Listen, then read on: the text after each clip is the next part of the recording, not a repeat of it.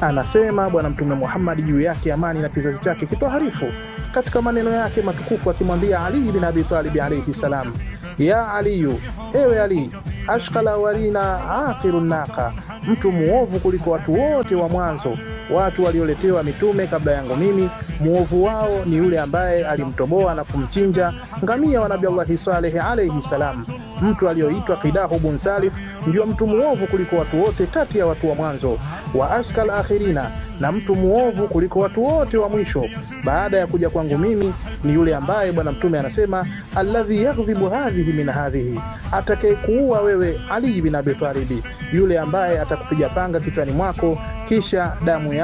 damu kutoka kichwani mwako ikamwagikia na kutililika katika ndevu zako, huyo ndio mtu muovu. Bwana Mtume anasema mtu muovu kuliko wote katika zama za mwisho ni Abdurrahman bin Muljam al-Muradi, mtu ambaye atampiga panga Ali bin Abi Talib alayhi salam.